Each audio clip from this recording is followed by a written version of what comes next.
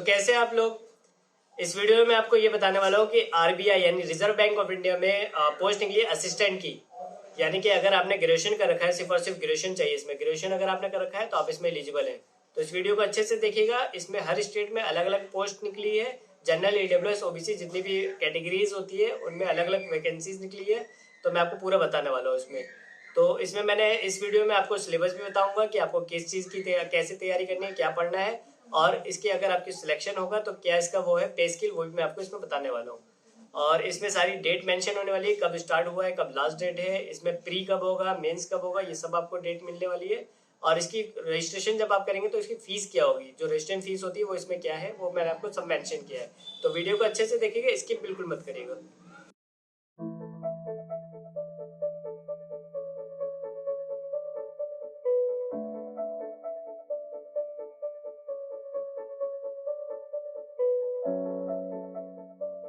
तो इस वैकेंसीज की अगर बात करें, ये जो रिजर्व बैंक ऑफ इंडिया में निकली हुई है, हर स्टेट की अलग अलग वैकेंसी निकली हुई है। जैसे आप अहमदाबाद में अगर पढ़ना चाहते हैं तो ये अहमदाबाद हो गया। इसमें एससी के लिए 0 निकली है, एसटी के लिए 2 है, और ओबीसी के लिए 4 हो गई, और ईडब्ल्यूएस की 1 वैकेंसी है, जनरल की है ये 6 वैकेंसी, टोटल वैकेंसी 13 हो गई। ऐसी पीडब्ल्यूडी वालों के लिए भी निकली हुई है और एक्स सर्विसमैन वालों के लिए भी है। ऐसे ये सारे स्टेट हैं, ये साइड में इस ऑफिस के नीचे जो लिखे हुए हैं ये सारे स्टेट हो गए। जैसे न्यू दिल्ली में है आप, तो न्यू दिल्ली की ये है आपकी वैकेंसी, मैं आपको दिखा देता हूँ। जनरल में आपके वो एससी में जो है 1 वैकेंसी निकली है न्यू दिल्ली में, और एसटी में 0, ओबीसी अगर आप हैं तो 8 है, और ईडब्ल्यूएस हैं तो 2, और जनरल अगर आप हैं तो 17 वैकेंसी, यानी टोटल वैकेंसी जो दिल्ली में निकली है वो 28 निकली है। और यही ऐसी हैंडीकेप वाले भी हैं और एक्स सर्विसमैन वाले भी हैं। तो ये टोटल वैकेंसी हो गई, जिसमें टोटल वैकेंसी 450 हो गई। और अगर हम इसकी बात करें ओबीसी, जो अगर आप ओबीसी से हैं तो इसका जो फाइनेंशियल ईयर जोड़ा जाएगा वो आपका ये 2022, 22-23, 21-22 और ये 20-21, ये 3 ईयर जोड़ा जाएगा इसमें। यानी कि अगर आपका ओबीसी बना हुआ है तो या तो 1 अप्रैल 2023 का बना होना चाहिए या उसके बाद का बना होना चाहिए, उससे पहले वाला ओबीसी नहीं चलेगा इसमें। तो ये आपको बनवाना पड़ेगा। और इसमें जो है ओबीसी कैटेगरी हो गया आपका।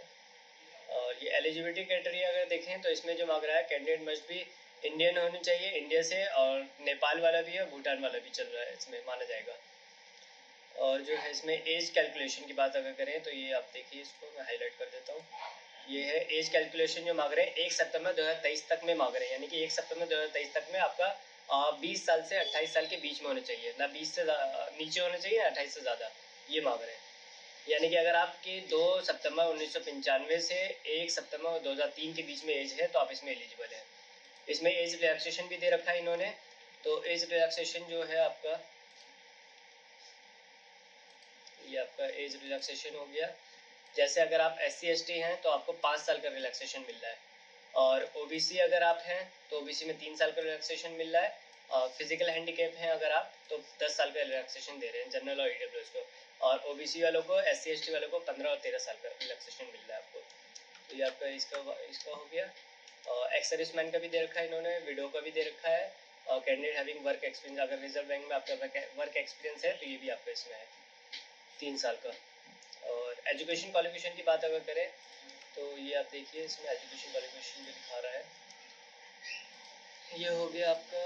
अगर आपने एजुकेशन अगर आपकी ये है 1 सितंबर 2023, यानी कि अगर आप अपेयरिंग भी है तो 1 सितंबर 2023 तक वाले भर सकते हैं। यानी कि इसमें सिर्फ बैचलर मांग रहा है, बैचलर विद मिनिमम 50% मार्क्स, यानी 50% बैचलर में आपका होना चाहिए। और अगर आप SC/ST या फिजिकल हैंडीकैप हैं तो आपको बस पास चाहिए, यानी कि आपका जो ग्रेजुएशन है उसमें सिर्फ और सिर्फ पास अगर आप हो तो आप एलिजिबल है। ये देखिए इधर ये लिखा हुआ है, अगर सिर्फ पास है आप, SC/ST अगर आप हैं तो ये आप इसमें एलिजिबल है। और एक्स सर्विसमैन का भी है, मतलब सिर्फ ग्रेजुएशन चाहिए आपका इसमें, और कुछ नहीं चाहिए। अब अगर इसकी बात करें, पहले इसका जो एग्ज़ाम होगा वो प्री होगा, दो टर्म में एग्ज़ाम होगा, पहला प्री फिर मेंस होगा। तो अगर प्री में आप देखें ये है, इसमें जो आएगा प्री में एग्ज़ाम जो होगा आपका, तो सबसे पहला आएगा जनरल इंग्लिश आएगी जो 30 मार्क्स का होगा, और मैक्सिमम मार्क्स भी इसके 30 होंगे, यानी 30 क्वेश्चन 30 मार्क्स के होंगे और 20 मिनट का होगा।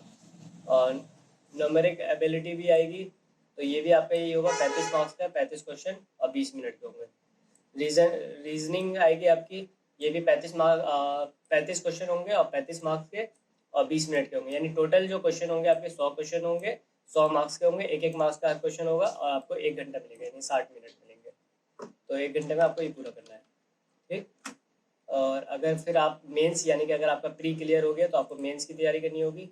तो मेंस में जो क्वेश्चन आएंगे वो भी सेम ऐसे ही आएगा जैसे आपका पहले ये टेस्ट ऑफ रीजनिंग आएगी, ये 40 क्वेश्चन होंगे, 40 मार्क्स के होंगे और 30 मिनट मिलेगा, यानी कि आधा घंटा मिलेगा आपको।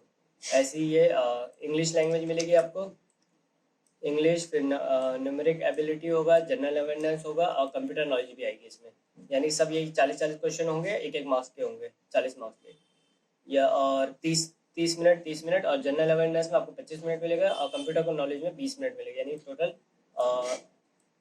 20 वो 200 मार्क्स के क्वेश्चन होंगे और 135 मिनट आपको मिलेगा इसको सॉल्व करने का, ठीक है। ये आपका पेपर हो गया। और इसमें जो और देखा जाए, अगर एग्जामिनेशन सेंटर हो गया, और अगर ये सैलरी की बात करें तो ये इसको पे स्केल देख लीजिए आप, ये इन्होंने पे स्केल दिखा रखा है इसमें,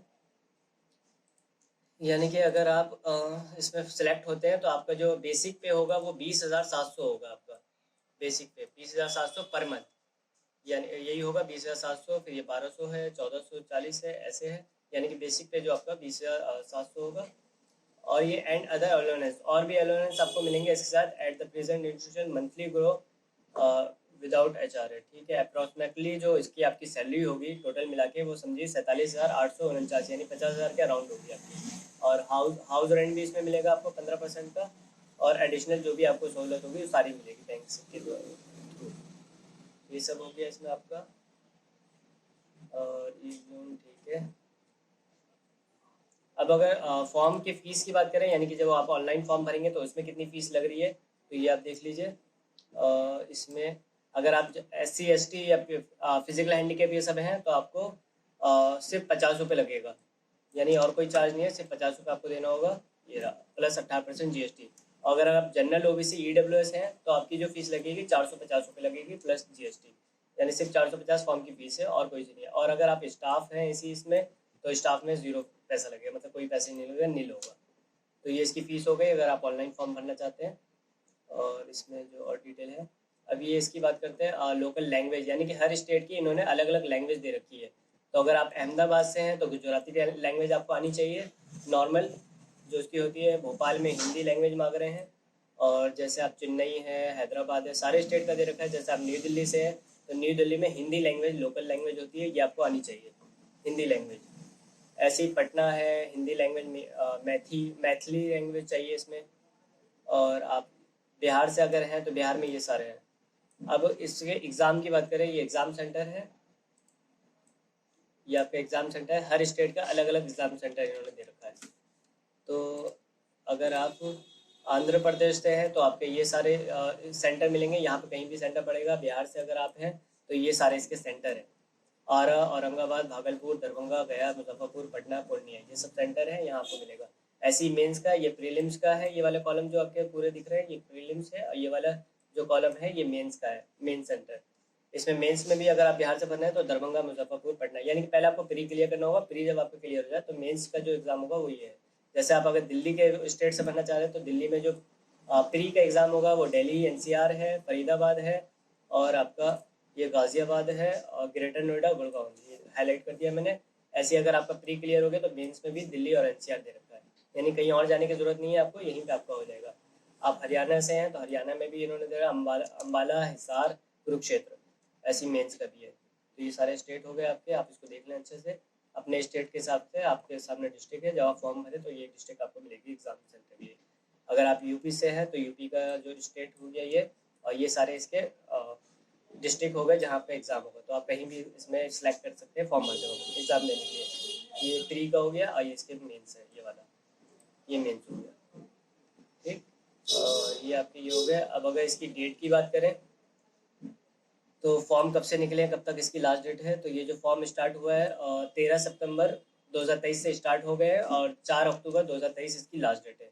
यानी 4 अक्टूबर 2023 से पहले आपको फॉर्म फिल करवाना होगा। ऑनलाइन फीस जमा करने की भी लास्ट डेट यही है, और सबकी ऑनलाइन करने की लास्ट डेट यही 4 अक्टूबर से पहले आपको इसको फिल कराना होगा। और अगर प्री के टेस्ट की बात करें कि पेपर कब होगा, तो ये है 21 अक्टूबर 2023 से 23 अक्टूबर 2023 के बीच में, यानी 2 से 3 दिन में ये पेपर करा देंगे। तो जब आपका एडमिट कार्ड आएगा तो उसमें आपको डेट मिल जाएगी कंफर्म, और आपका डिस्ट्रिक्ट मिल जाएगी कहाँ आपका पेपर है।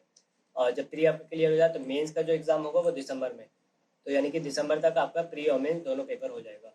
तो ये फॉर्म को ज़रूर फिल करवाएं आप, इसमें ये सारी डिटेल है। ठीक है, तो अगर आपको वीडियो सही लगी हो, इन्फॉर्मेटिव लगी हो, तो आप इसको ज़रूर शेयर करें आगे भी, और लोगों तक इसको पहुँचाएँ ज़्यादा से ज़्यादा।